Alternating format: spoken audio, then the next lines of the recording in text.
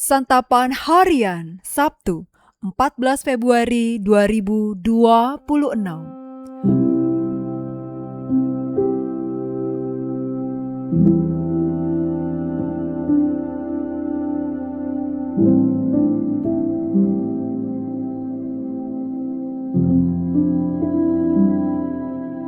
Inilah program Santapan Harian, sebuah program yang mengajak Anda menelusuri isi Alkitab, agar Anda menemukan makna firman Tuhan sesuai dengan konteksnya.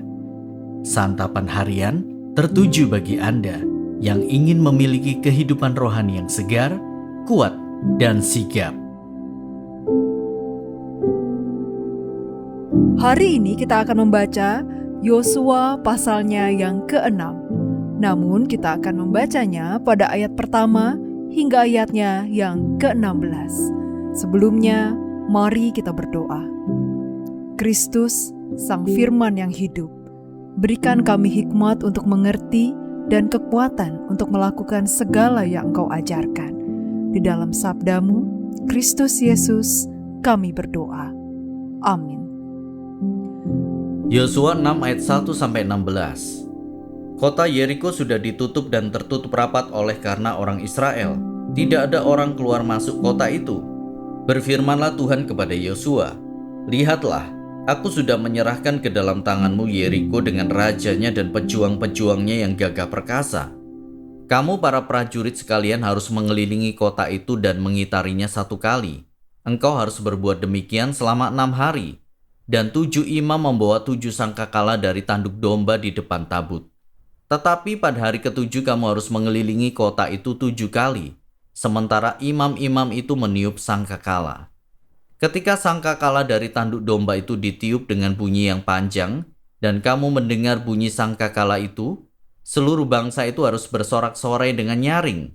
Pada saat itu tembok kota akan roboh, lalu bangsa itu harus menaikinya masing-masing di bagian yang terdekat." Kemudian Yosua bin Nun memanggil imam-imam dan berkata kepada mereka, "Angkatlah tabut perjanjian itu. 7 imam harus membawa 7 sangkakala dari tanduk domba di depan tabut Tuhan." Ia berkata kepada bangsa itu, "Majulah, kelilingi kota itu dan prajurit bersenjata harus berjalan di depan tabut Tuhan." Segera sesudah Yosua berkata kepada bangsa itu, berjalanlah maju ke 7 orang imam yang membawa 7 sangkakala dari tanduk domba itu di hadapan Tuhan. Mereka meniup sangkakala sementara tabut perjanjian Tuhan mengikuti mereka. Prajurit bersenjata berjalan di depan para imam yang meniup sangkakala dan barisan penutup mengikuti tabut, sementara sangkakala ditiup terus-menerus. Yosua memberi perintah kepada bangsa itu, "Jangan bersorak dan jangan perdengarkan suaramu. Sepatah kata pun jangan keluar dari mulutmu sampai pada hari aku perintahkan padamu. Bersoraklah, barulah kamu bersorak." Demikianlah tabut Tuhan mengelilingi kota itu, mengitarinya 1 kali. Kemudian mereka kembali ke perkemahan dan bermalam di perkemahan itu. Keesokan harinya Yosua bangun pagi-pagi lalu imam-imam mengangkat tabut Tuhan. Ke-7 imam yang membawa ke-7 sangkakala dari tanduk domba itu berjalan di depan tabut Tuhan sambil meniup sangkakala terus-menerus.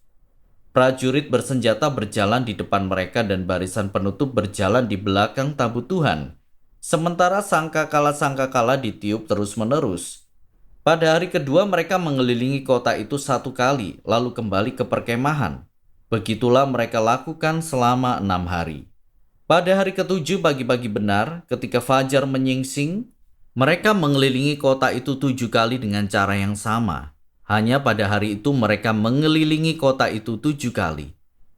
Lalu pada kali yang ke-7 ketika para imam meniup sangkakala, Yosua memerintahkan bangsa itu, "Bersoraklah, sebab Tuhan telah menyerahkan kota itu kepadamu."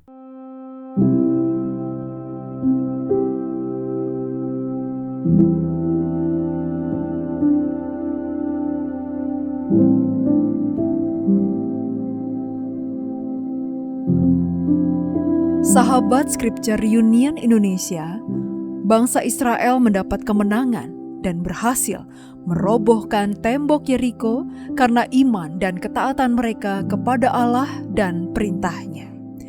Banyak pelajaran bisa kita dapatkan dari kisah ini, antara lain soal kedalaman iman, kemurnian hati, dan hubungan spiritual yang intens dengan Allah dan relasi dengan sesama. Allah sudah menjanjikan kemenangan kepada Yosua. Janji yang diberikan kepada Yosua sangat terkait dengan karya keselamatan Allah atas kerajaannya, Israel. Allah yang berkuasa akan mewujudkan kehendak-Nya atas umat-Nya. Memang, penulis pada bagian ini menunjukkan adanya ketaatan umat-Nya atas perintah Allah, ketaatan yang membuat mereka memenangkan perang. Sekalipun di dalam kisah ini ketaatan dilihat penting, ternyata unsur ini bukanlah penentu dari mukjizat kemenangan yang Allah nyatakan. Karenanya, dalam teks ini Allah tidak meminta Israel melakukan hal-hal yang sulit, seperti menyerang, berperang, atau merobohkan tembok Yeriko dengan kekuatan tentara mereka.